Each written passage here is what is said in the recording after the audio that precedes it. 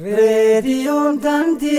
dandiaka wabi sabab biya urinuf deresi menuf dagaisi Allah ya Rabbi khaya hayota undeise radio dandiaka rugadan kukame lamidab jaraka di marako sabah bakanya tuka kanaf jalatame radiyon dandihaka kabajamtoota fi dhaggeeffattoota hordoftoota raadiyoo daandii haqaa kan kaaba kibbaan bahaadhiyaan biyya keessa biyya alatti argamtan hawaasa keenna ummata keenna bal'aa ummata Oromoo egaa baga gammaddan jenna irra deddeebine egaa wanni nu isiniin baga gammaddan jennuuf egaa ilmaan Oromoo biyya alaa keessatti jiran yeroo jalqabaaf haala jedhamuudhaan argite injifannoo guddaa galmeessisanii jiranii egaa wixineen seeraa United States HR 128 kongireesii yookaan mana baree bu'oota biyyattitti dhiyaatee guyyaa kaleessa egaa sagalee guutuudhaan raggaasifamee jira egaa wixineen seeraa kun raggaasifamuu kana keessatti ilmaan Oromoo shoora gurguddaa taphatanii jiran ifaaje guddaa argite itti ifaajaa turan egaa wixineen seeraa kun bifa ija seeratiin maalidha wixineen seeraa kun kajettanii gaafatan gammachuun ummanni keenya akka gammaduuf kun warri isiniif hin galin har hayyoota waan kana keessatti ifaajaa turan akka wanni tun birxa baatuuf sadarka kanaan baatuudhaaf yeroo isaanii guutuu kennaa turan keessaa addee seenaa jimjimoo isiniif dhiyaanne jira akkasumas kallattii gulantaa seeratiin wanni kun maalidha mootummaa Itoophiyaa irratti dhiibban isiin fiddu maalidha seerri kun kan ba'e mootummaa Itoophiyaa irratti moo mootummaa Ameerikaatu seera kana ofirratti baase haaluma waliigalaatiin qabxii kana irraati ummanni Oromoo maal fayyadama mootummaan Itoophiyaa moo ka argitee waan kana mormuudhaaf ammallee guyyaa har'attis wanni kun argitee yeroo isa malee ba'e jechuudhaan mormii taasaa jiran argaa jirra wanni kun hammam isaa waan miidhuufidha mootummaan Itoophiyaa ka akkasitti waan kana duka buutee irratti argitee rakkataa jirtuu fi gammachuun ilmaan Oromoo immoo maalirraa kan maddeedha wanni kun maalidha maal qabsoo uummata Oromoo keessa maal fayyada waan jedhu haaluma waliigalaatiin warroota waan kan keessatti ifaajaa ture keessa akkasumas obboleessa keenya obbo Nageessaa Oddoo Duubee beekaa seerallee guyyaa har'aa qabannee dhiyaannee jira hamma xumura qophii keenyatti nu faana bu'aa hayyoonni keenya kun yeroo ammaa kana nu wajjin jiranii mee isaan simanna jalqaba yooyyaa baga nagaan dhuftan hayyoota keenya aktiivistoota keenya baga nagaan nu dhuftan baga nagaan nu edde Hamza ayyaadde seenaateen baga nagaan nu dhufte Galatom Hamza baga nagaan nu edde egaa horaa bulaa deebana hedduu gammannee jirra mee jalqaba adde seenaa irraa jalqaba adde seenaa jimjimoo baga gammadde argitee hedduu qabsoo cima gaggeessaa turtan qabsoon kun waan akka laafatti jalqabameenitii waan oolee bubbuleedha mee gammachuu keessan guyyaa kaleessa isinitti dhagahame dhageeffattoota keenyafillee mee irraa nuu qooda baga gammadde atillee seenaa mee dursee carraasiif kenna Okay Galatomi jedhi Hamza nama baay'een naa bilbilee waa baay'ee dubbataa jiranii atillee carraa kana naa kennitee asinaaf feertee gammachuu kiyya na gaafatu keetiif duraan dursee hedduu galatoomiin jedha garuu waan tokko kasirreessuu barbaadu wixinee kanarratti namni dalagee dhibba dabree kumaatamaan lakkaa'ama dhugaaf hin jedhe dhugaadha jalqaba wixinee kanaa haa gaafannullee haa ta'u malee gaafiin keenya silaa gaafii biran dabruu ture otoo dabreellee nama 2-3 koongirasii 2-3 dhiyaachumatti hafa jechuudha namni keenya bahaaf dhiyaa kaabaaf kibbaa Ameerikaa cufa keessatti kaafaan hin beekne fakkeenyaaf akkama obbo Qaasim jedhan tokko waggaa nama 72 nama mataan isaa dhukkubu nama afaan hin beekne ilma isaa kadhatee ilma isaa fuudheetiin koongirasii dhaqee hayyoolee keenya haawwatii isteet adda addaarraa kaafaan hin beekne xalaa nu kadhatanii waan nu barreessa mee maal gaafanna mee maal jennaan achi dhaqee maal dubbadha waraqaa maal haadhaqu dalagaa hojii of fudhataa mallaqa tikeeta bitataatiin namoonni hedduun yeroo hedduu Washington DC deddeebi'anii akkasumas immoo namoonni hedduu ka fuula isaas hin baane organization adda addaa keessatti ka Oromoo alallee ta'e ka biyya Itoophiyaatiin addallee ta'e nama hedduu irratti dalagee jedhee hedduu gammadeen jedha maal jettee akkuma namni martuu beeku qabsoon Oromoo tuni waggaa jaarraa tokko dabartee jirti tokkoof walakkaadha sagalee dhabnee eenyummaa keenya ittiin gaddaa ittiin saalfataa waan daannaa turree fi achi dhaqnee eenyummaa keenya dubbachuun suni anaaf akka nam tokkootitti bilisummaa guddaadha so gammachuun kiyya gammachuu keetii addaa miti dhuguma rabbii namoonni keenya miidiyaa hedduu katabbii irrattis miidiyaa waa hedduu irratti namni baay'een harka keessaa qaba. So baay'ee gammadee jira akkuma namni martuu gammade. Ayyee hedduu galatoomii dhugumatti wanni nu argitee maqaa keessan kaasnuuf atis akkasumas obboleewwan biraa Dahaabees obboleettiin tante akkasumas obboleewwan biraallee hundi waanuma fuulduratti uummanni keenya isin arguuf isinittu beeka namoota walii waan kana akka milkaa'uudhaaf sochii guddaa taasisaa turtan isin wali beeytanii horii bulii deebanii hedduu immoo shamarran keenyadhaan boonne mee sagantaa raadiyoo daandii haqaa kanarratti yeroo jalqabaaf dhiyaatte raadiyoo daandii haqaa irratti keessummoonni haaraa yeroo dhufanii keessummoota keenya haaraa kana hawaasa keenyadhaan wal barsiifna meebii kallattii miidiyaalee biraatiin hawaasni keenya si beekuun isaanii mala adde seenaa mee adde seenaan eessatti dhalatte eessatti guddatte biyya afaadha ishee irraati gara kutaa Ameerikaatti yoom imalte yeroo amma kana isteet kamii keessa jirti waan jedhu osoo dhageeffattoota keenya firraanoo himte horii bulii deebanii adde seenaa. Galatoomii so ani dhaloonni kiyya naannoo Baaleetti achuma dhaladhee achumatti guddadhee jedhee bara 1999 keessa ka biyyaa bahee jedhee asitti barumsa sadarkaa lammaffaa waggaa tokkoof walakkaa kana almost waggaa lamaan deemee sadarkaa kolleejii jechuudha asittiin baradhee digriin kiyya tokkoffaa political science baradhee because akkuma namni Oromoo beektaa olaatee martinuu politikaa odeessaa so anillee akkasuma politikaa odeessuu barbaadee sanin baradhee jedhee garuu gaafa graduate level deemu masterii kiyya immoo public health fi public administration in baradhee kanaan eebbifame wanti guddaa kan dubbachuu barbaadee jedhu ani falmattuun mirga dubartiiti yoo laaltee jettee Damboobdu foundation qaba amma ol bahee dubbachuu hin daa because mootummaan Ispaaniin godha Itoophiyaa amma Oromoon dubbachuu waan danda'aniif dura hedduu nan dhossee jedha Damboobdu maal gootii itti fakkaate ijoollee aadaa abbaan qabne ijoollee adda addaa irratti waa qarqaarraa waggaa 5 dabree fi ijoollee haga 17 kanneen qarqaareetiin jedha so that is wanti tokko mal to define goda sena mal to define goda to yana gafatte that is my passion ijoollee tanniin sagalee kennuudhaaf barumsa kennuudhaaf ilmi namaa eega nama ta'ee jedhee martinuu gammachuu barbaada so gammachuu xiqqoo kennuuf hin barbaada so eenyumaan kiyya kana gabaabinne hedduu galatoomii adde seenaa egaa bal'inaadhaan waa'ee amma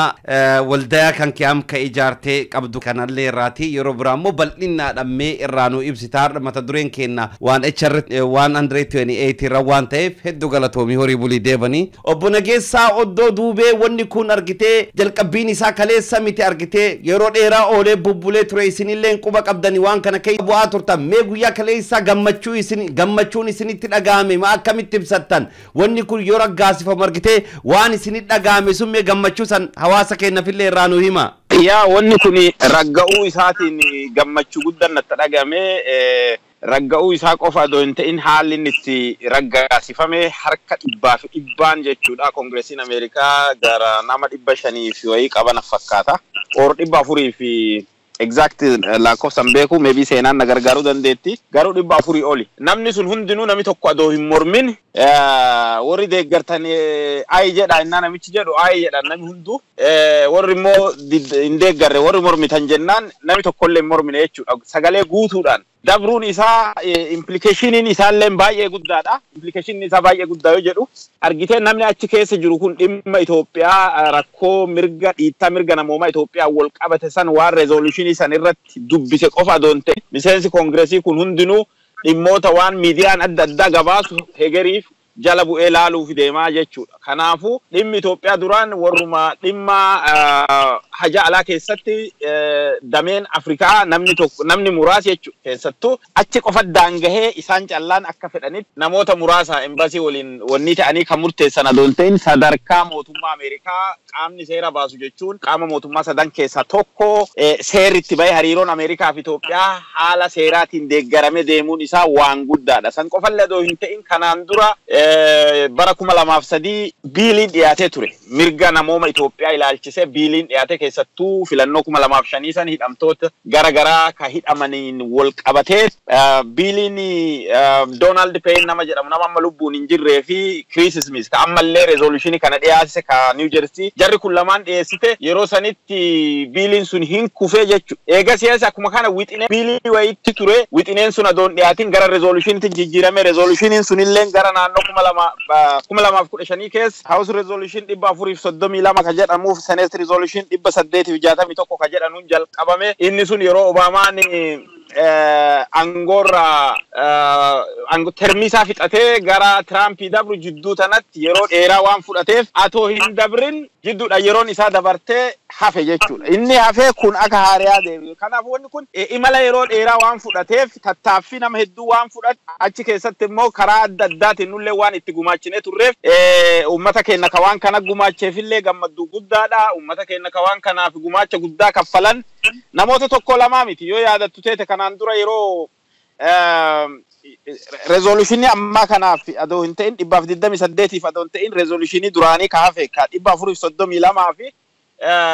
Tamlantos Human Rights Commission wanni hearing ture diisitti hiriira guddaa Oromoon bakka cufaa waliin dhufan keessatti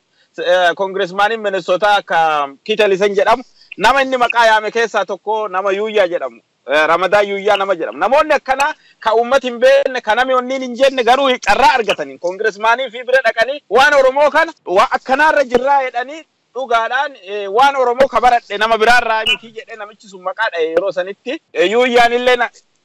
achi keessaa dubbataa ture jechuun mana san keessaa. So namoota akkana ka hawaasi hin beekne ka miidiyaa irratti hin dhiyaanne namoota baay'ee jira dhibboota hedduu jira waan ta'eef gammachuun namoota saniifillee gammachuudha. Karaa biraatiin immoo haalli warri bakka bu'ooti uummataa Ameerikaa dhimma kana itti ibsi haala akka malee nama boonsuuf haala gaccimaadhaan gadi ejjetanii irra gad dhaabbatanii jechuun ciminaan amma achillee wal gadi hin dhiisnu haala jedhuun ka dubbatamu murannoon isaanis wanni irraa hubannu tarkaanfii qabatamaa yoo hin fudhatin wal gadi hin dhiisnu mootummaan Itoophiyaa yeroo waadaa galeetti dhiisa ka jedhuun waan dubbatan akka itti dhiyaate haalli inni itti ragga'elleen wanni kun hundi walitti deebi'ee gammachuu kiyya guddaa godhee haala kanaan waan kanarraa gammade siin jedhuu fedha Hamza. Hedduu galatoomi obbo Nageessaa horii bulii deebanii mee addee seenaa jimjimuutti deebi'a. Addee seenaa mee waan kana imala kana gaafa jalqaba itti seentan siif hariyoonni kan kee waan kan waliin argitee qindeessitanii arma akka ga'uudhaaf shoora guddaa taphataa turtan akkuma atitti nu himte namoota hedduutu jira kanuma maqallee hin beeyne mee waan kana jalqaba maaltu itti seensise akkaataan ka'umsisaa ati waan kana argitee siif hariyoonni kan kee wixinee 128 kun akka inni raggaasifamuuf yoomirrattidha ka jalqabame guyyaa isaa yaadatta akkaataa ittiin immoo jalqabdamee osoo dhageeffattoota keenya irraa nu himte waan itti isin kakaasellee. Yes, definitely. Guyyaallee ni yaadadha waa hedduu ni yaadadha because wanni kun anaaf very personally waan ta'eef ni yaadadha namootallee ni yaadadha so si himuu hin danda'a galatoomi Hamza. So dhugaasitti mee jedhee qabsoon Oromoo Hamza akkuma nama baay'ee baqataa taanee biyya keessaa baanee warroota hidhamtu keessa ture wanni Oromoo jiru kiyyarraa akkuma namiidha akkuma nama hedduu Oromoo hedduudha jechuudha. Biyya kanallee hanga ture high school irraa jalqabee kolleejiillee yeroo deemeen jedhu waa'ee Oromoo kana dalagaan ture. Miidiyaan Oromoo hedduun ture miidiyaa Oromoo bara 2006 illee warra jalqabe keessaa nuyi raadiyoo madda jaalalaa akka jiru tokko intarneetii irra jalqabnee turre diraamaa adda addaa godhaa turre jechuudha yeroo Jawaarii biyya Ameerikaa kana dhufu jechuu bara 2005 dhufe inni. So qabsoo Oromoo ittuma fufee garuu waa'ee Oromoo irraa numa dubbadhaa kolleejii adda addaatitti numa haasahaa jechuudha. Oromoo ayyoomiyyuu Oromoo ture. Bara 2015 illee hiriira yeroo baane sana akkuma namni baay'een baheenullee baanee turre asitti 2015 garuu akka tasaa ta'ee obbo Baqqalaan as dhufee hin beektaa bara 2015 haalaan isaa ilaalchi isaa hedduu na gammachiise baay'ee nama kabaju tokko Oromoo keessaa hedduu nama ilaalcha addaa qabuuf tokko inni hidhamee jennaan baay'een gaddee jedhee baay'ee gaddee maal godhuu qaba amma just this is the ultimate natti fakkaate so garuu akkuma siin jedha actively Oromoo jiruu kiyya guutuu ture. Bakka adda addaa connection adda addaa hanga kongressii nan qabaan hin beekaa ture. So kanumarratti carraa organization enough project jedhan tokko jira. Enough project kun warra miseensa dura bu'aa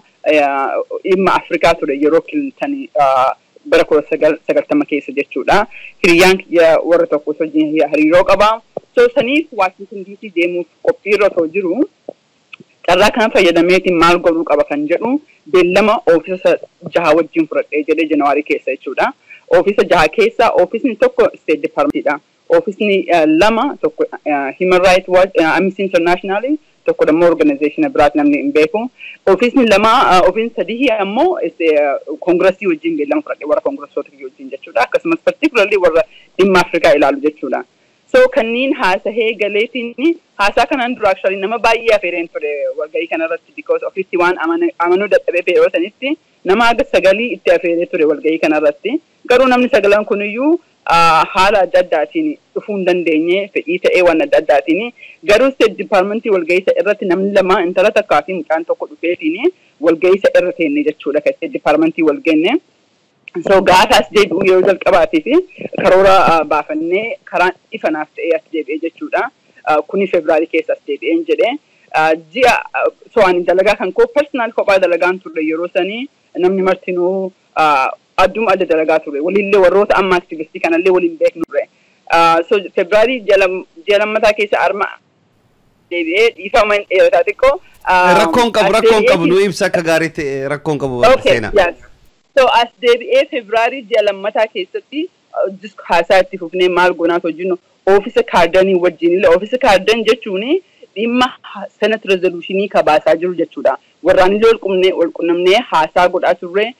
still nama Oromoo tokko wajjin iyyuu haasaa hin qabu ture yeroo sanitti was kopuma kiyyan ture. Waa'ee kanarraa namni tokkollee kan waliin dubbanne hin jiru because akkuma isin jedhe nama 9 qunnameen ture. Namoonni sun maqaa si dha'uu danda'a garuu is not necessary nama lamatu walgahii State Department dhufe. Gabaabina keessatti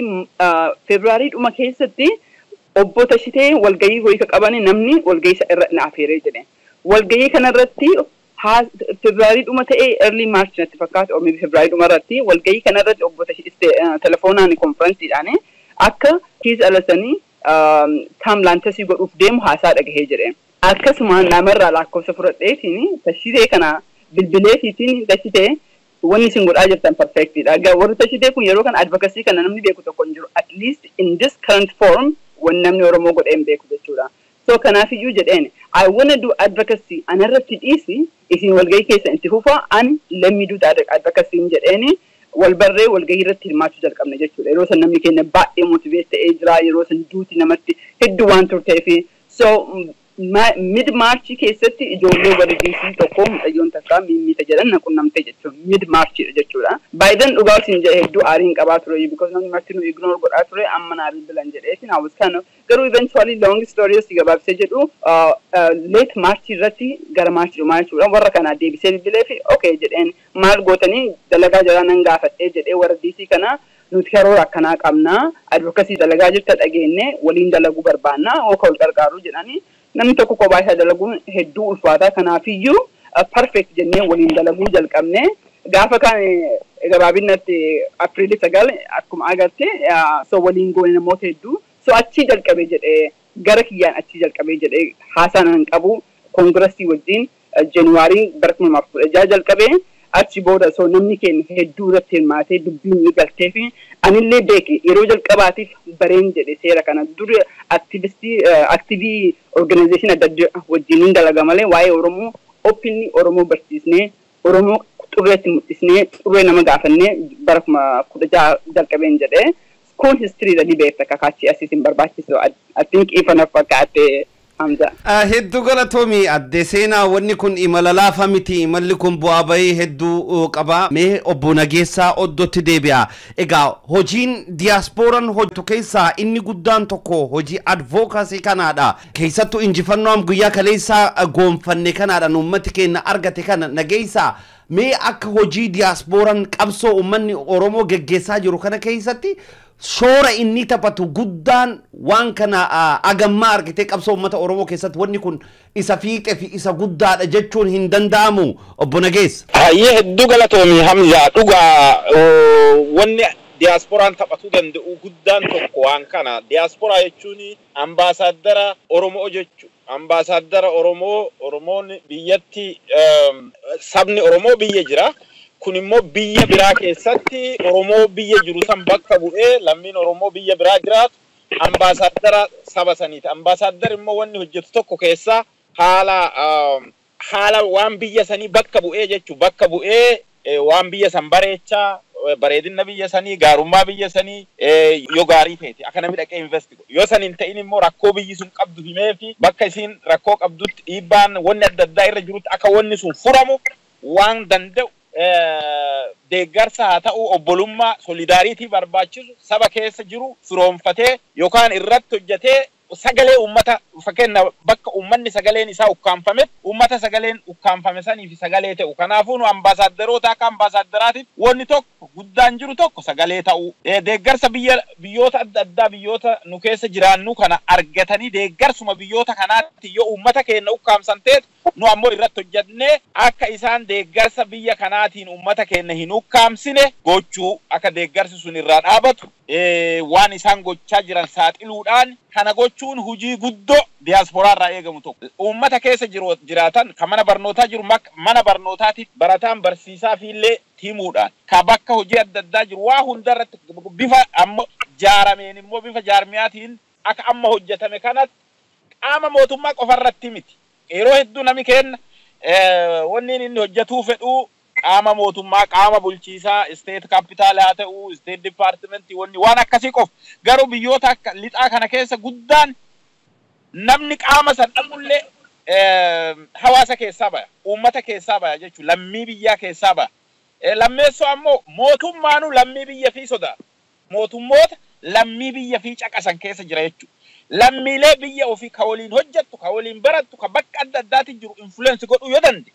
ka waliin fulaa amantaa dhadhu haa ta'u yoo influence goote mootummaa biyya kanaa influence goote jechuudha lammii biyya kanaa yootti amansiifattee hiriirsuu danda'uun fa waan guddaa gama kanaan egaa xiqqoo jalqabi gaariin hin jira baay'ee hojjetamee hin jiru gama kanaan quuqama guddaa qaba waan kanarratti nami biyya alaa jiru kun nami tokko namuma tokko nama biyya keessa jiraatu kan nama tokko dhimma fiirratti dhimma Oromoo irra yoo sila amansiisee ifi bira hiriirsuu danda'u taate dhiibbaa haganan jenne uumuu dandeenya ka jedhu abdii qaba ka akka ammaa kanaan dabalataan jechuudha garuma ammaa kanattuu yoo dhufne namoota amma akka Boonii Holcomb yookaan qabbannee jedhamanu nama adii dhalattuu biyya Ameerikaa kana garuu nama Oromooti itti dhiyaatee waan Oromoo kana waliin hojjetee barsiisee kitaabayyuu katabdee oosaafaa yeroo hedduu boordi cheermaanii taatee onni taatee waan Oromoo kana jireenya isii guutuu gargaaraa jirti jechuudha yoo waan dhugaa nama miidhama kee dhagganii dhugaa kee dhaggan namni biraa sabni biraatu akka kana deema waan kana jalqabaan fakkeenyaaf isiirraa dhage yeroo sanitti ka ammaa kana doontiin house resolution 432 ka jedhamu ka amma adde seenaan tutte Ben Cardin namichi jedhamu senaatarri Ben Cardin jedhamu jalqabesan yeroo sanitti isiirraa dhage yeroo san hin dhossaa mootummaan Itoophiyaa yoo dhagee harkaa lobistii qaba maalii qaba harkaa nu balleessaa atoo isaan hin dhageenye akka wanni kun dhiyaatuu danda'u ganaa wixineerra jira adoo inni hin dhageenye namoota co-sponsor godhanu barbaada jedhanii dhoksaadhaan namoota amanaman qofa bilbilaa ture yeroo sanitti tokko isiirraa dhagee nami biraa ijoollee immoo Sooliyaanaa Shimallis jedhamtu Itoophiyaan Human Rights Project ta qabdu takka isaanirraa dhagee adumaa akka kanaa olii gadi bilbilaa turetti adde seenaallee bira bilbilee isiin already waan kana karaa adda addaatiin jala jirti too achumarraa kaateeti dhufte jechuudha kanaafuu waan kana namoonni dhugaa dubbachuuf karaa adda addaatiin hirmaatan warri akka wanniiti itti hojjete fakkeenya warri akka Girmaa Taaddasee warri Oromoo Advocacy Alliance jedhamu sun adde seenaan falleen organizationin isii falleen achiin duuba warri kun hunduu itti hirmaatee waan kana gumaachee hojiin kun dhugaa dubbachuuf hojii ala kana hojjetamu keessa wanni ala kana hojjetamuu danda'u gugurdoon advocacy fi diplomacy kabiraa ammoo financial support qabsoo achi jiru financially support godhu kasadeessoo ammoo sammuudhaan deeggaru yaadaan deeggaru gorsaan jechuudha qabsoon yoo bifa kanaan deemte wayyaa akka kanaa wayyaa yaada ummata biyyaati kennuu hin danda'ama beekumsa qabanuun leenjii adda addaa haa ta'uu karaa miidiyaatiin godhu sagalee dhageessisuu fira horuu fi waan qabanuun jaarmiyaalee biyyaa achi gargaaru malee ala kana ta'anii qabsoo biyyaa hogganuun hin danda'amtu qabsoo jaarmiyaa siyaasaa godhatanii hogganuun bu'aa isii guddoo hin jiru maaniif haala qabatama biyya keessa jiru warra achi keessa jiru beekaa haala sanirra hundaa'ee qabsoo uummatuma hogganachuu qaba jaarmiyaaleen kabachi jiru hogganuu qaba ka alaa kun immoo deeggaruu dandeechuu kanaafuu hojii deeggarsaa keessaa kun hojii guddaadha amma hojii guddaa hojjetamee amma wanni kun karaa qabattee jirti kana jechuun garuu wanni hojjetamu dhumate jechuu miti wanni hojjetamu hedduu jira caalumattuu cimee hawaasi keenya ka alaa kun hagana caalaa cimee itti deemuu qaba injifannoo kana caalullee galmeessuuf itti deemuu qaba haga haalli sun jijjiiramee qabatamaan jijjiirame biyya sanirra dhufee dhagarrutti isa kana cimsinee kana caaluu fi deemuu nu barbaachisa jechuudha. Ayyee hedduu galatooma obbo Nageessaa mee addee seenaa gama kan keetitti deebi'a imala kana keessatti egaa imalli kun akka inni gulanta kana dhaqqabuudhaaf bu'aa bahii hedduu tijira wanni kun argitanii kakaasuu beeksisuu namoonni akka dhufanii irratti hirmaatan taasisuu akka bilbilamu yookaan immoo iimeeliin akka godhamu kallattii adda addaan duuli warra argitee keessattuu bakkoota isaanii irratti kutaa Ameerikaa sun keessatti isteetota adda keessatti bakkoota isaanii namoonni akka itti dhiyeenyadhaan meef kenna kan keetumarraa haa ka'u nama adii waan Oromoo rakkina kenna miidhama kenna itti deddeebitanii yeroo itti himtan san yeroo dheeraadhaaf itti himaa turtan akkamitti isin simataa turan waan isin jettan kan amananii fudhachuu keessatti kallattii biraan warri mootummaa wayyaanee kun immoo yerootti baasii loobii hedduu baasii hedduu kafalaa warra kana argitanii dhiibbaa irratti uumaa turan namoo argitee gamoo fi fudhachuuf barbaada mootummaa wayyaanee gamoo fi butatu barbaada isin immoo dhugaa qabdaniif miidhama Oromoo kan dirretti baastanii yeroo itti himaa turtan namoonni kun akkamiin isin irraa fudhataa turan akkamiin isin dhaga'aa turan saniin boodummoo guyyaa kaleessaa yeroo akkasitti maqaan Oromoo galma adii san keessatti ol qabamee akkanatti waamamee sagalee guutuudhaan darbu warri mormii warra mootummaa wayyaanellee isin cinaan argaa turtan imala kana haaluma waliigalaatiin mee seenaa akkamitti xiinxalta akkamitti ibsita? Haga imalli kun imala dheeraadha dhugaan sin jedhee bu'aa bahii guddaa qaba bu'aa bahii warra mootummoota Ameerikaa qofa otoo hin ta'in bu'aa bahii saba Oromoo keessatti qaba sabni Oromoo dadhabbina qaba akkasumas jabeenyas qaba so dhugaa yoo dubbannee jechuudha fakkeenyaaf bu'aa bahii Oromoo keessaa yoo si dubbadhee jedhe anamma akka nam tokkootitti yoo xiqqaate isteeta 27 ofii kiyyaa qarqaaree jira qarqaarraan kun maal fakkaatoo naan jette garii mataa kiyyaa isteeta 10 ol mataa kiyyaa bilbilee biillama fuudhisiiseefii jira isteeta 10 ol xalayaa barreessee xalayaa ergisiiseefii jira akkasumas ammoo namni keenya akkuma dura siin jedhe fedhii qaba hawwii qaba gabrummaan waggaa dhibbaa waan nu cuftuu beeknuu fi Oromummaa tana waan nu cuftuu du'uu barbaannuu fi garuu akkamitti godhaa eessa dhaqaa maal gaafadhaa akka jedhu nama keenya hedduu dhibaa ture isteeta maqaawota silaa kahuu hin danda'a ka ofii kiyyaayyuu dhaqee daalee tireeningii mee role play jechuun maalidha mee ofiisa kana hodhatte warra kana akkamii gaafatta maal gaafatta yoo akka beektu taate namni keenya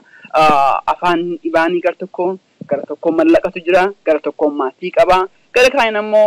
misunderstanding saba Oromoo keessa illee ni jira si galee especially wanni tokko yoo ol ka'ee jedhu haasaan adda addaa ni bahee jira so that is also very ni jira haasaan sun garuu amma sun martinuu jabeessee jira gurmuu adda addaa keessatti which is very beautiful garuu bu'aa bahii tokko jedhee ilaala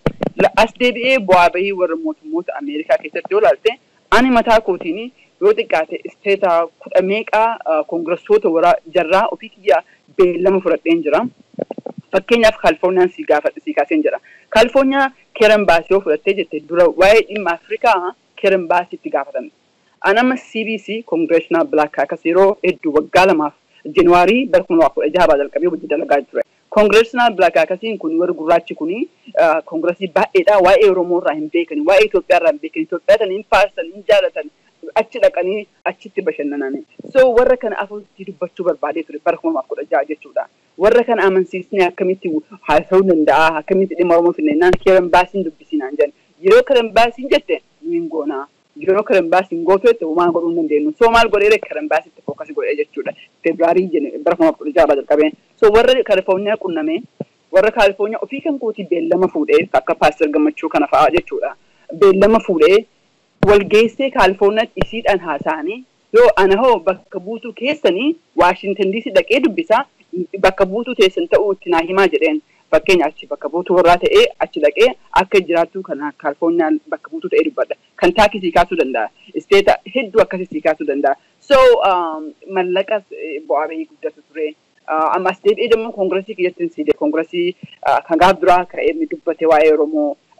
sanitti deebi'aa koongresii tokkotu jira inni dhaloonni isaa anyway dhaloonni isaan barbaachisu isa qaamaa wal geenyee haasofnee Apriilii 19 yeroo jalqabaa haasofnee waa'ee Oromoon beeku ture Itoophiyaa baay'ee dhaqee jira Itoophiyaa hin jaalataa namichi kun adiidha maannaan jedhee ani Itoophiyaa wajjin hariiroo guddaa qaba wanni ati naan jettu kun baay'ee shaakna godhe kanaafuu I need to do research naan jedhe I need to do investigation namtichi kun foreign affairs irra taa'a kan Illinois represent godhaa garuu kongressii district miti so akkas godhee deebi'aa naan jedhe achi akkas godhee I don't know what happened namtichi kun co-sponsor godhuu dide waggoon cinaa namicha kana ofiisa kana hanga dhumaallee irraan dhiisne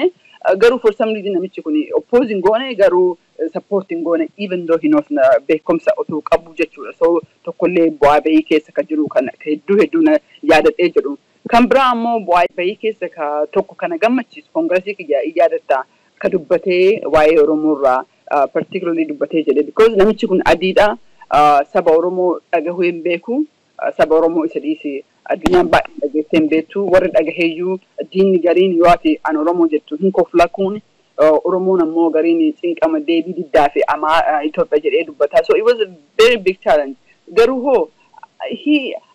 hawwii yookiin miidhaan ani dubbadhu namni keenya achi dhaqee dubbatu ijarraa mul'ata beektaa gar tokko afaan illee si haa dhibu yeroollee haa qabaachuu dhabaachuu garuu yoo akka dubbattu garaa kan kee irraa waan dubbattuuf ingalaaf namni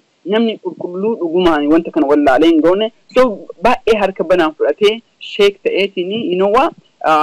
waan danda'u hin godha jedhee ka godhe akkasii illee ni jira kuwwani hoo kabeetu Ameerikaa kongressii warra haawusii kun waggaa lamaan filaman fookasiin jira waa'ee domestikiiti constituency jira warra bulchan kana gammachiisu waan san godhuu barbaadan so foreign affairs dhimmi biyya alaa kun interest jiraatii miti fedhii yeroollee hin qabanii so kanaafiyyuu yeroo kana keessatti lakki nin qarqaarraa ni support goona garuu hoo ammaa fi maqaarran kennu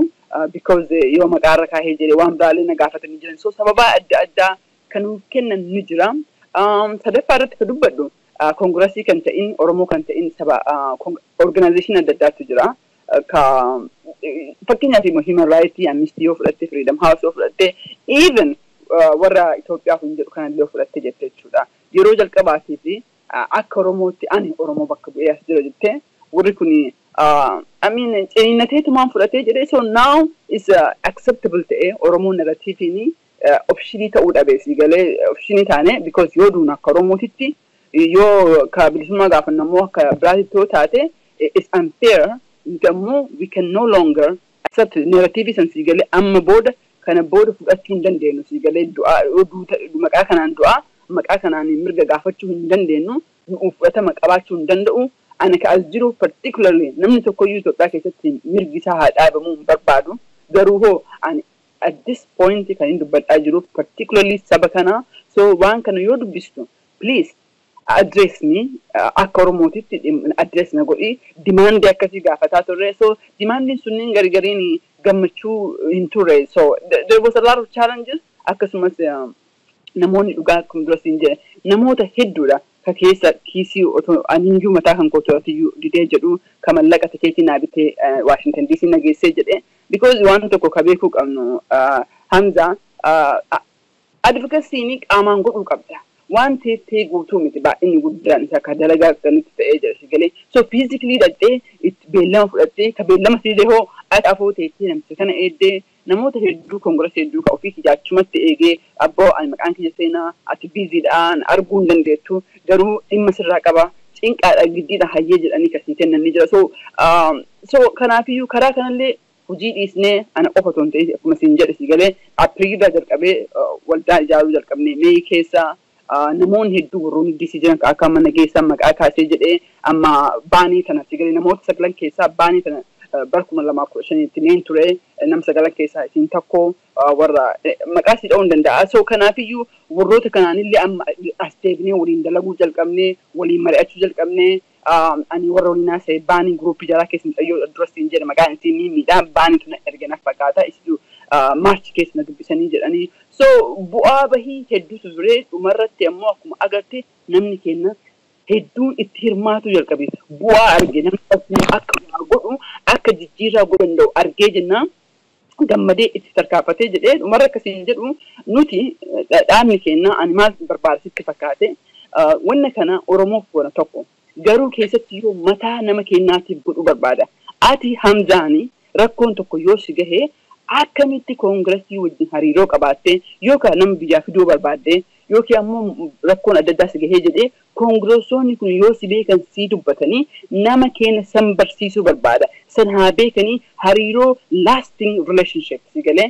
kana haa uummatu namni keenya sababa kanaaf jedhee nama faamilii biyyaa fidateetu jira nama nagalatoonfateetu jira kan taakiirraa si galee bari sababaa keetiif mis kan mataana naaf barreessee jedhee galatoomii jedheen jira so an galata mul'isuu otoo hin ta'in nama baay'eetu humna qabnu barannee jenne akkasumas namoonni baay'een amma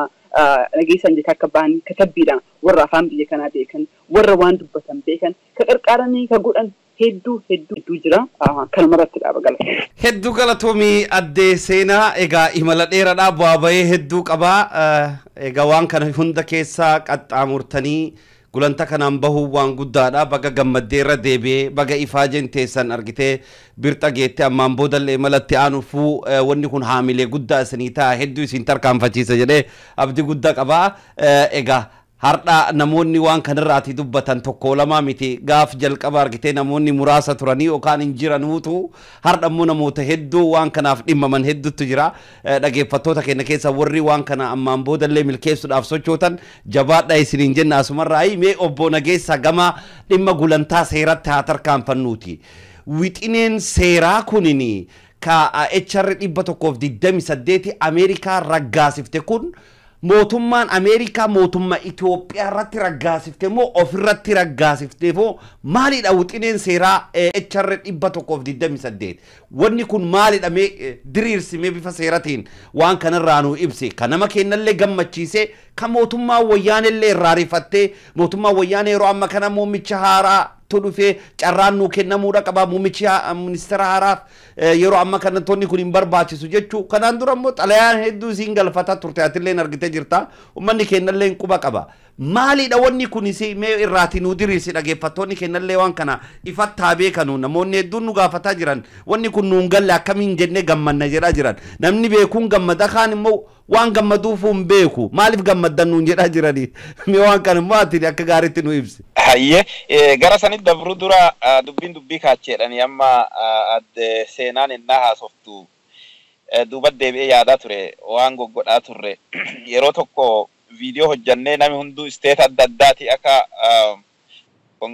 kongiresmaanotaa fi seenaatora fi dubbisu jennee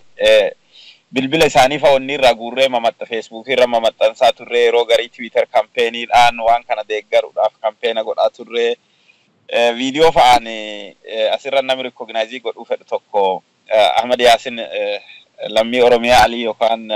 Oromoo TV na gargaaree na wajji deemee bilbila isaaniitii fi Twitter account isaanii maalii isaanii goonee fagoggodhaa turre wanni kun nami kennamee bi wanni kun rakkistii reach out godhaa hin jiru maa wayyeedhee ta'ee eega yaadeen duuba yeroo sanii maal godhee organizationoota mirga namoomaatii hojjetanu keessatti miseensa ta'ee isaa wajjin maaliif hojjenne ka jedhuun gara organizationii sadii keessatti miseensa ta'e Human Rights Watch keessan galle Amnesty International miseensa ta'e gruppii as Minnesota jiru join godhe kabira Minnesota Peace Project warri jedhamu lobby hojjeta warri kunillee warra legislatorii waliin ni dhiheessaa hojjetanii warra kanallee biratti seenee jalqabe Amnesty International achuma warra kana wajjin qabu wanni jennu wanni adda addaa qopheessaa turan fakkeenyaaf Itoophiyaa keessaa warri korawaan mirga namoomaa Itoophiyaa irratti kora wayii nu qopheessan turanii koraa firaalii nu godhan ture isarratti sirriitti waan kana godhaa turre akkasuma immoo garee isaanii kan TV seera adda addaa biyya kanaa irratti wanni godhuuf deeman keessa isaa wajjin campaign godhuun dhimma hidhamaa Itoophiyaatii fi akkasuma immoo dhimma resolutionii kanaatiin wal qabate keessattuu isaan akkaataatti waan kana dhiyeessuu qabnu story kiyyaa kana haasa'u waa'ee turtii mana hidhaa yeroo adda addaati yeroo 5 hidhamuu kiyyaa achi keessa waan naqunname bifa bareedaadhaan daqiiqaa muraasa keessatti gargaaranii waan kana seenaatorootaa fi kongiresmaanii biratti turre wanni sun bakka deemnetti yeroo hedduu agartee warri waan kanarra muuxannoo qaban waan ta'eef muuxannoo isaanii sun hedduu nu gargaarte warri akka Minnesota Peace Project illee dubbii tana fudhatanii waggaa waggaatti DC deemaniitu kaawwanni godhu yeroo lobii godhatanu ture yeroo sanit keessattuu yeroo Somaaleen liyyuu hayliin biyya weeraru sanii dhimma liyyuu haylii kana akka dhimmi kun qulqullaa'uu fi resolutionii kanarratti akka deeggarsa barbaannu waan kana ergaa kana qabatanii dhaqanii lobii nu godhanii turanii gara bira gara cheerchii illee warra cheerchii wajjin waggaatti justice campaign jedhamu tokko farratti illee keessattuu senaatarri Minnesota Amy Klobuchar kan jedhamtu immallatteessi yeroo dheeraa duubatti haftee turte waan kana obboota shiteen natti himee warra kana wajji gaafa diisiidhaan dhuu senaatero lama wajji wanni qabna ture warra kana wajji mishiinii kanaaf gaafa deemnu achitti gaafatti kaafnu namittiin sun duuba yeroo gabaabaa keessan mallatteessite. So organizationota adda addaa fayyadamuu kan akka muuxannooti warri biraa akka fudhatuufi kaase malee kana goone jechuufi miti organizationota waan mirga namoomaa hojjetan ka adda addaa fakkeenyaaf lookaalii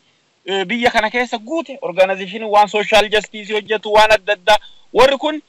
dhimma kana interestii qaba waan ta'eef warra dhimma kana interestii qabu keessatti hirmaachuudhaan ka biyya biraa ka biyyoota adda addaa ka isaan jedhanulle waliin jecha kennallee keessa yoo kaafanne haala saniin hedduu deemuu dandeenya kana gorsa dhaamuuf jedhee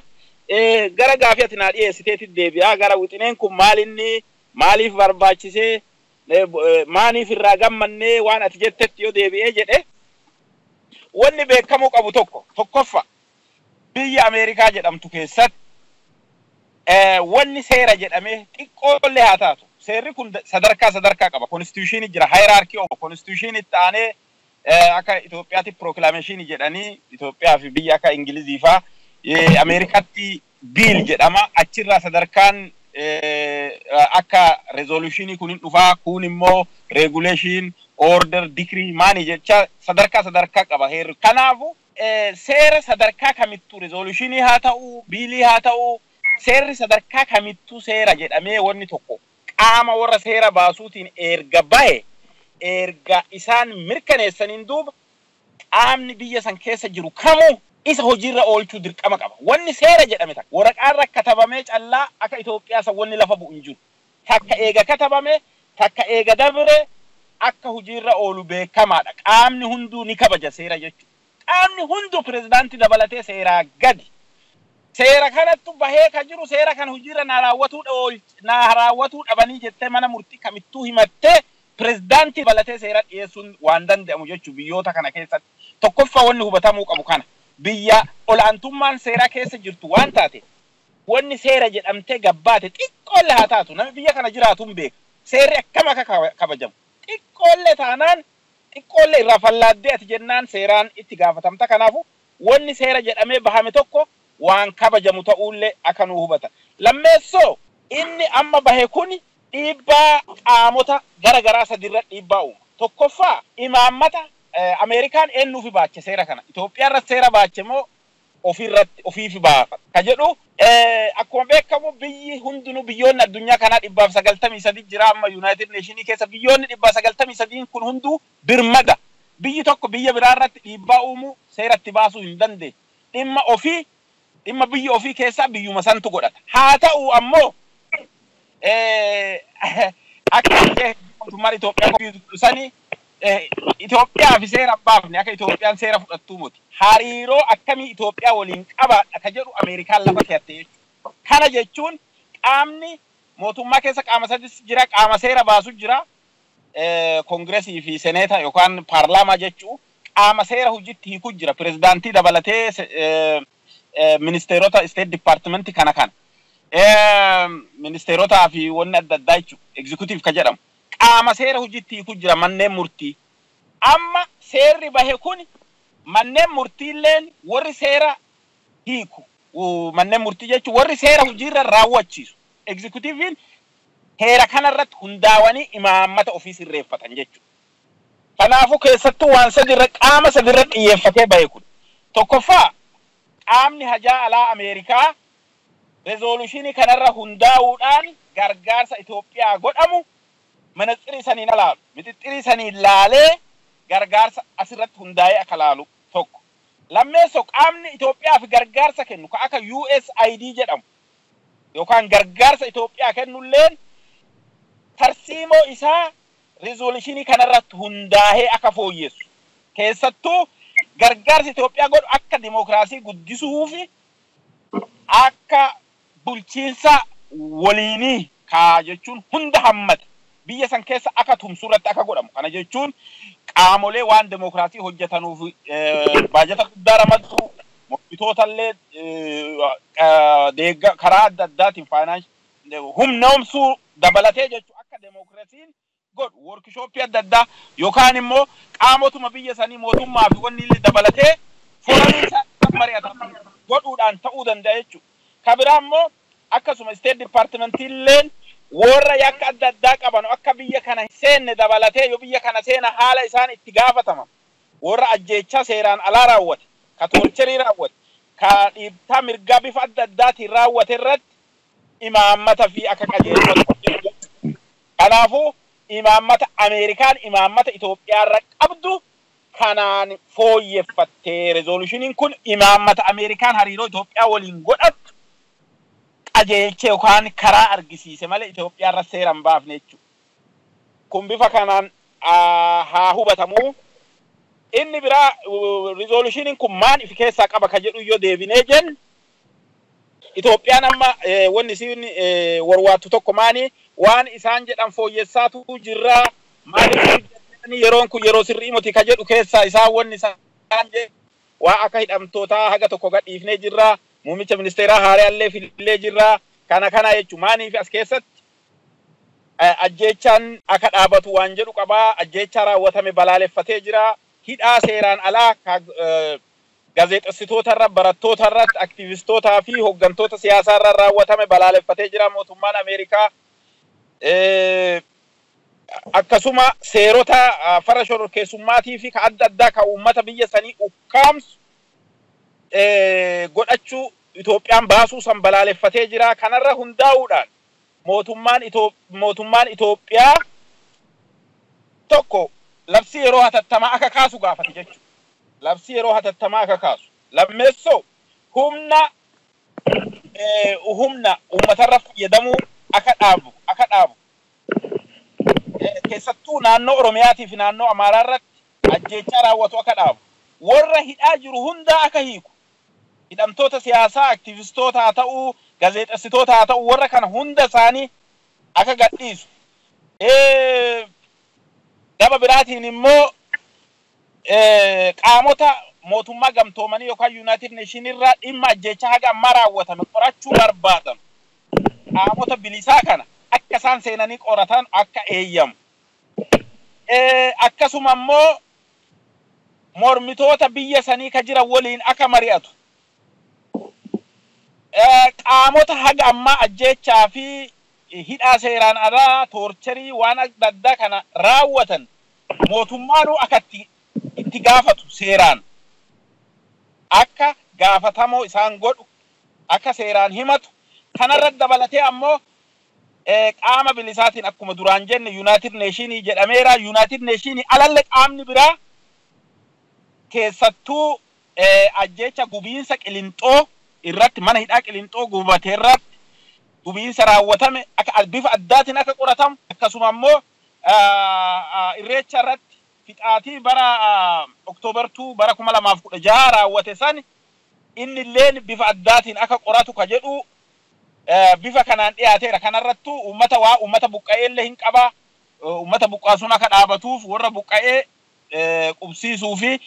warra yakka san raawwate seeratti haa dhiyeessu ka jedhu hin qaba. Yoo mootummaan Itoophiyaa waan kana hin raawwanne taate haga gargaarsa guutumaa guututti irraa dhaabuu, haga walitti dhufeenya dippiloomaasii guutumaa guututti irraa hanqisuu, haga ammoo warra yakka kana raawwatee akka biyya kanan seenne ugguruu fi ka seenellee seeraan itti gaafatu. Qabeenya isaan biyya Ameerikaatiif biyya kana keessa qabanu haga irraa qabuu fi kana hundaa dabalatee dhiibbaa haganaa waan irra geessisu jechuudha.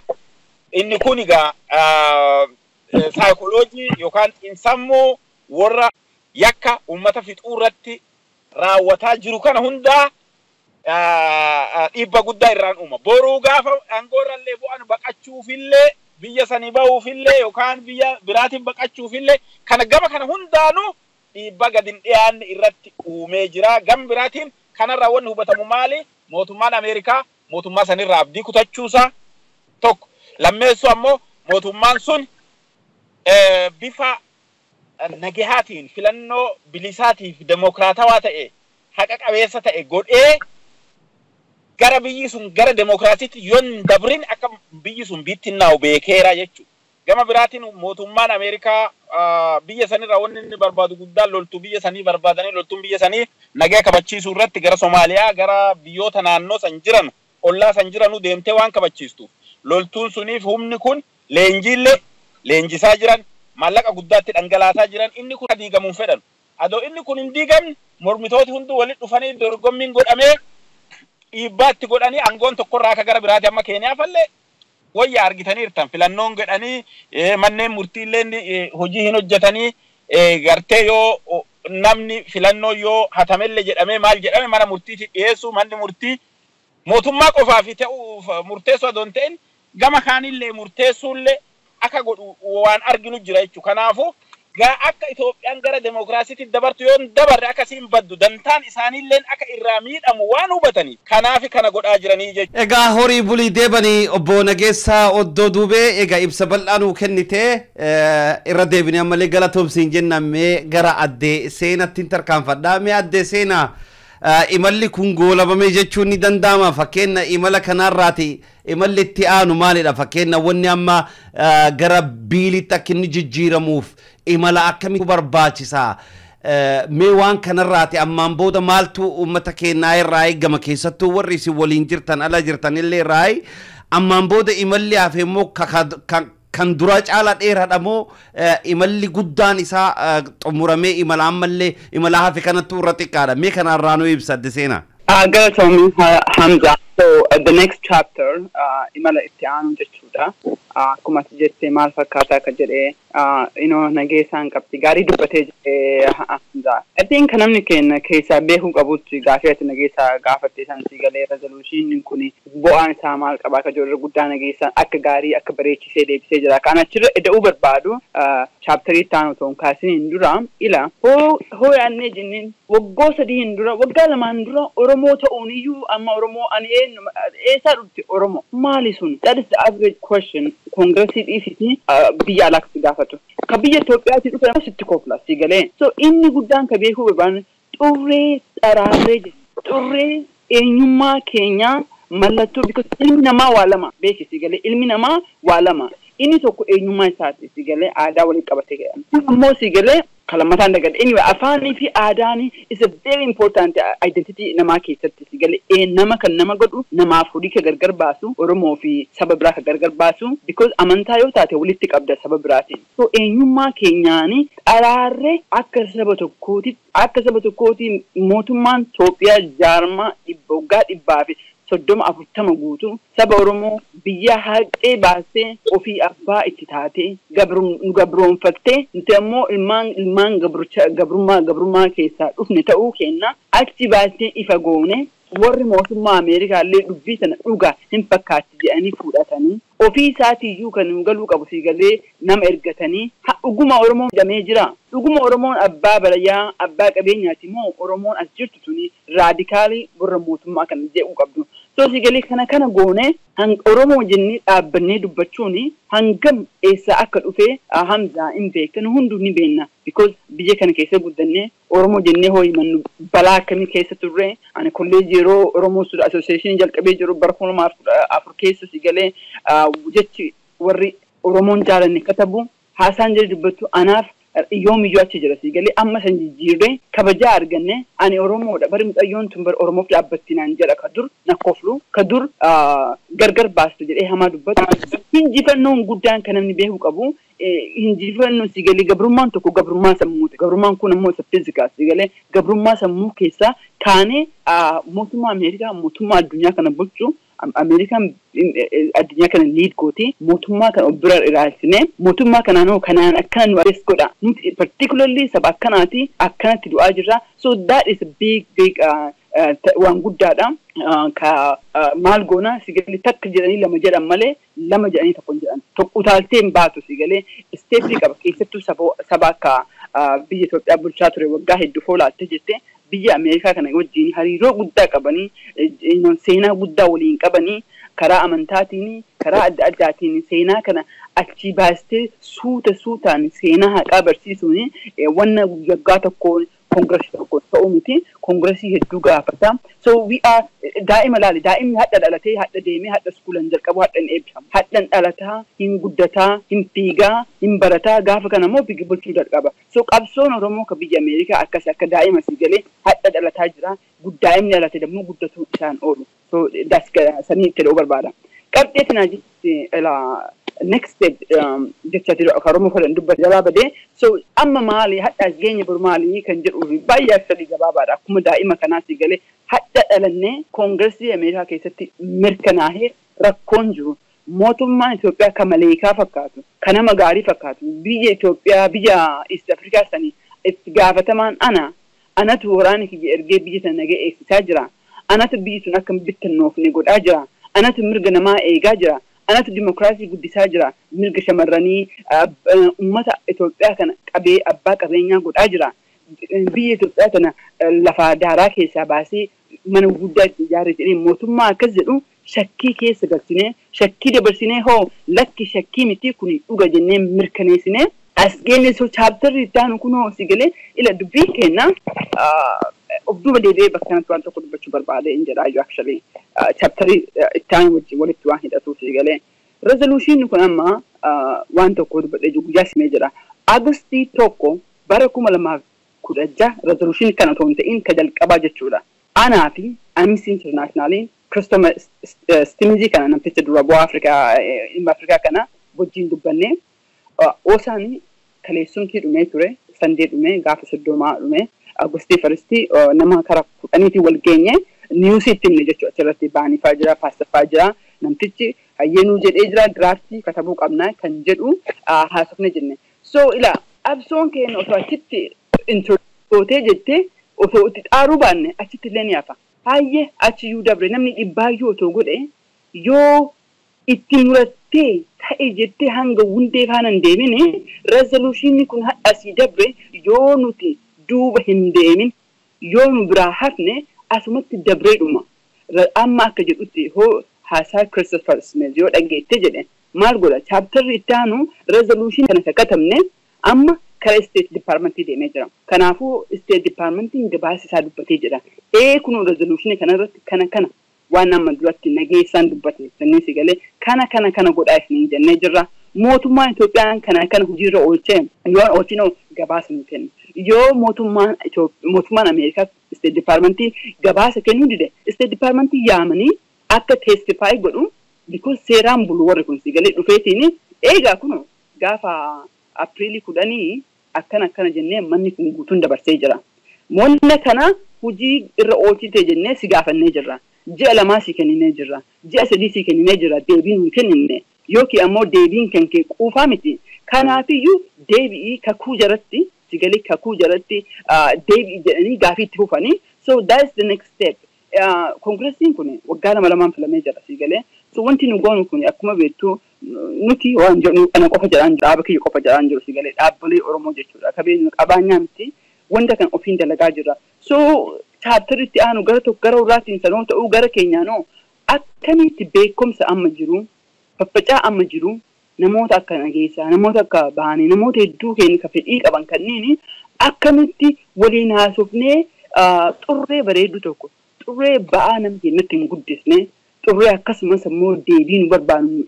nu baasuu dandeenyu maal goonaa. So that is the next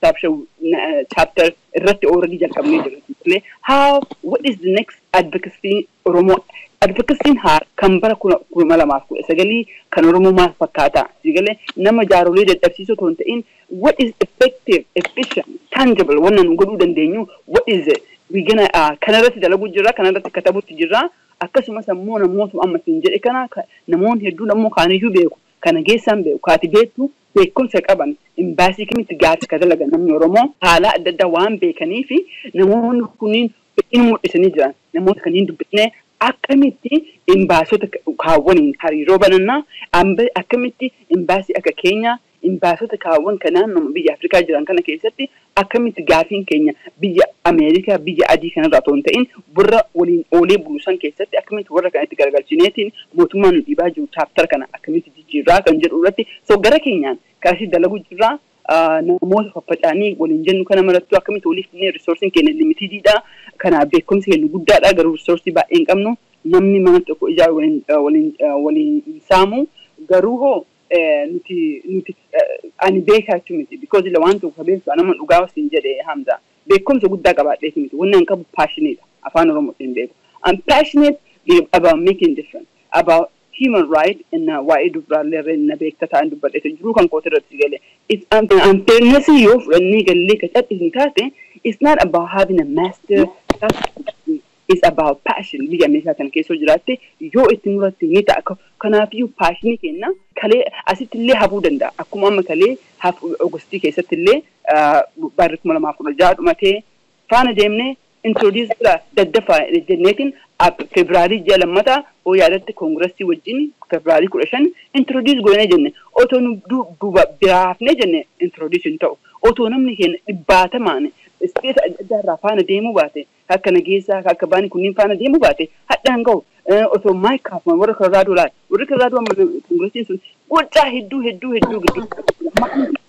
jiraattonni magaalaa sanii itti dalaganii jiran jala waan guddaa godhan garuu hoo inni koongressoota 435 keessaa inni nama tokko kophaa isaa godhuu hin danda'u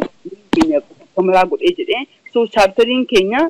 gabinnatti ka amma isinis dubbate sanii san enforce goona lammata ammoo advocacy effective advocacy irratti dalaguutti jirra galatoom hedduu galatoomii addee seenaa horii bulii deebanii egaa akka gaaritti waan itti aanullee raayinu ibsite gulantaan itti aanu yookaan ammoo argitee boqonnaan itti aanu maal akka fakkaatu nu ibsite jirta egaa hawaasti kenna waan kan argitee irratti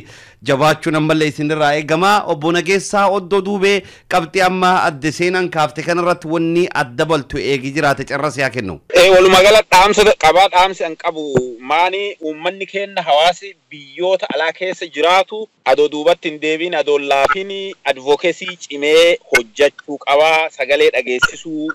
cimsee itti fufuu qabaa maaliif biyya keessa uummati yoo baheen ajjeefamaa inni hidhamaa waanuma beeknu yeroo hedduu uummata biyyaa dhiibna uummata biyyaa caalaa ammaan tana uummati argitee yoo waan guyyaa hiriira waan guyyaa san argatu yoo dhabe malee yookaan immoo hojii irra yoo ari'amu ta'e malee nami ajjeesu nami wanni jedhu hin jiru garuu dhiibbaa ni uumaa hiriira bahuun haa ta'u akka ammaa advokeesii karaa warra seera baasuu koongiresiitiin haa ta'u karaa biraatiin advokeesii godhamu hawaasi biyya alaa cimeetti fufuu qabaa baroota 2016 irreechaan booda advokeesiin ala kanatti godhamu laafee jira gara legislaatiivii godhamu legislaatiiv advokeesiin cimeetti haa fufuu malee hawaasi bal'aan sochiin hawaasaa ala kanaa hin laafuu hin qabu caalattu daran cimuu ka qabu laafe inni kun akka laafne dhaamuu barbaada because tokko argitee dhiibbaa inni godhuu guddaadhaa biyyaa ummati godhe hagaa ol godhe ummati biyyaa waan ta'eef ammatti ala kanaa haa cimu ka jedhu dhaamuu barbaada lammeessoo ammoo wanni muummicha ministeeraa haaraa irraa eegamu keessaa humna waraanaatiif humna sirreessuu qabaa ka jedhu tarkaaffii sodaa tokko malee tarkaaffii ciccimoo fudhachuu qaba ka jedhu warri akka Hirmaan Koone warri poolisii Ameerikaa keessatti bakka guddaa qabaachaa ture duraan State Department Afrikaa faa hoogganaa ture ka yeroo dargiin kufee warri kun gara aangoo dhufu London Conference faa qopheesse jedhe waan akkasii jechaa jiranii gorsa akkasii laachaa jiranii kanaafuu sabni keenya wanni irraa hojjechuu qabu akkuma kanaan dura paarlaamaa irratti hojjenne kana loltuu biyya sanii loltuun gara jalaa jiru generaalota TPLF ka hin ta'in loltuun saboota Amaaraa Oromoo saboota Kibbaatii fi saboota biraa ka gara jalaa jiran loltuu ol'aanoo generaalota warra TPLF kana haalli TPLF waraana kontroole kun waraana to'ate kun akka haf isaan irra finciluu danda'u qaban kun Dr. Abiy illeen akka loltuu biyya sanii military biyya sanii fooyyessee haala haaraan caasessee caasaa haaraan akka jaaru gargaara waan ta'eef wanni kun waan keessaa dhaamame warra tarsiima waan kanaa beeku dhaamsa kana dhaamee jira waan kanallee gurra isin haa buutu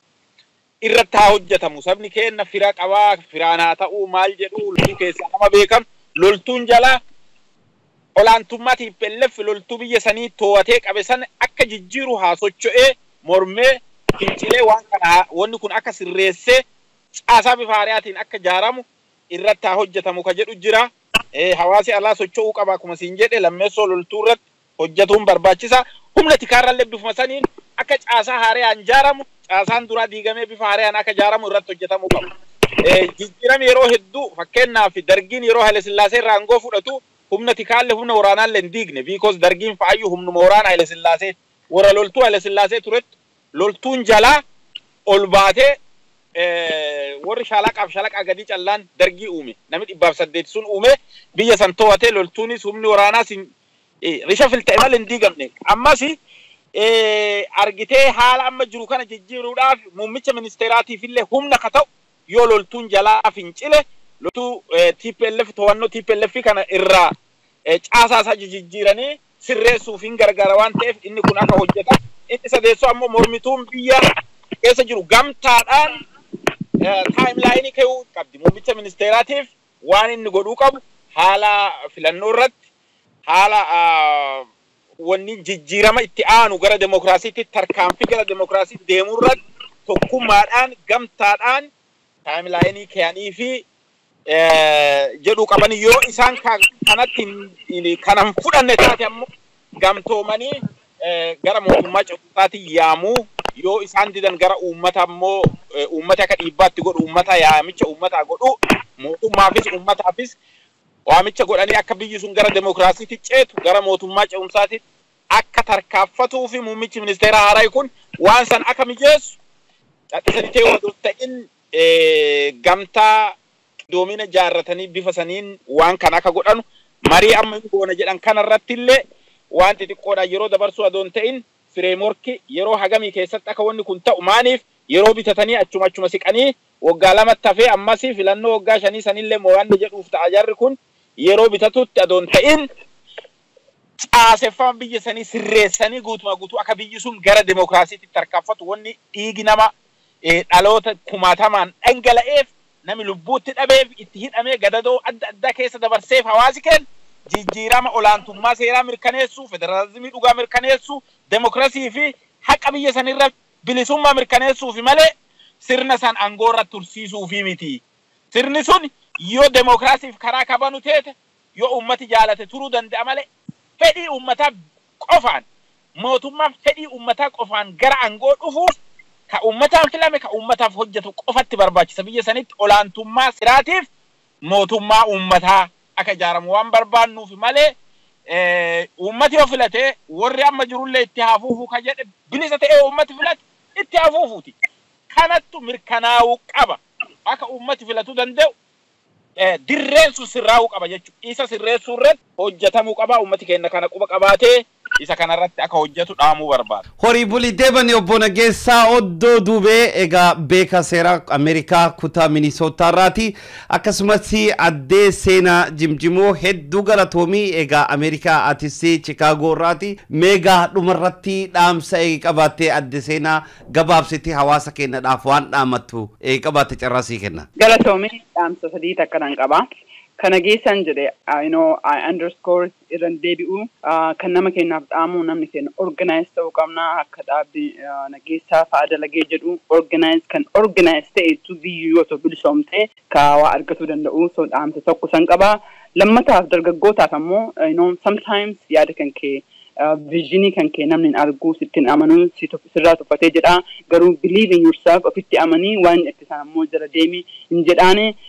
sadaffaa irratti ammoo nama keenya kan jedhu this is just the beginning dhugaa dalagaan keenya fin'ee yoo kennee harka oofnu taate I hope Nageessaan dubbatee jira kun jalqaba dhumarratti kan jedhu barbaadu Hamza is mediaadha ila sometimes namni keenya mediaan dalagaan isaa is about keeping it honesty and responsible gaafii jaba like gaafiyatti na gaafatte dhugaa sin jedha dhugaa gaafachuu qabda waan haqa jirtu si galee namni wanna kana qabsoo Oromoo durirraallee qabsoo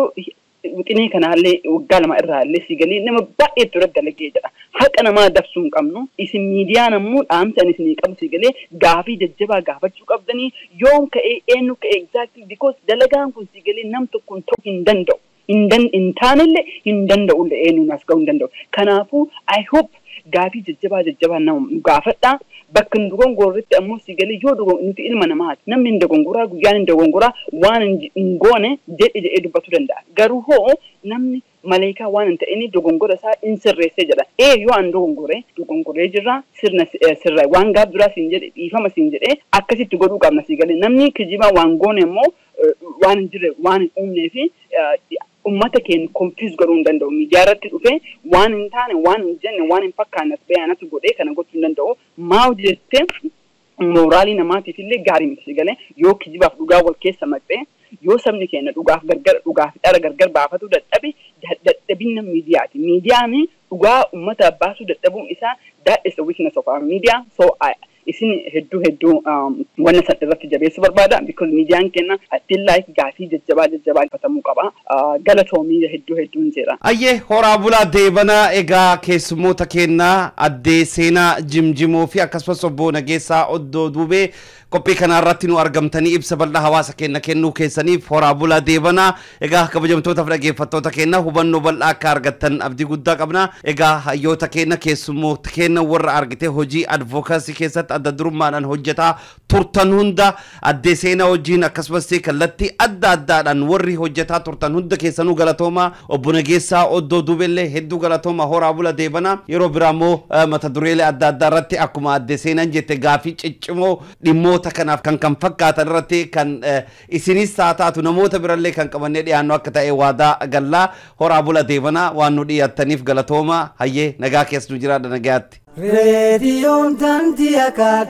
hakaa wabii sabaaf biyyaa umurii nuuf dheeresi meel nuuf dagaagsi Allah yaa Rabbii kiyyaa. Gaazexeessaan daandii hakaa hundinuu sabboonaa gootan nu wareegame sabaaf dhiisuu seenaa. Lamina laa keessa jabeessaa hirmaannaa irree daandii hakaa galmaan ga'uu qabnaa.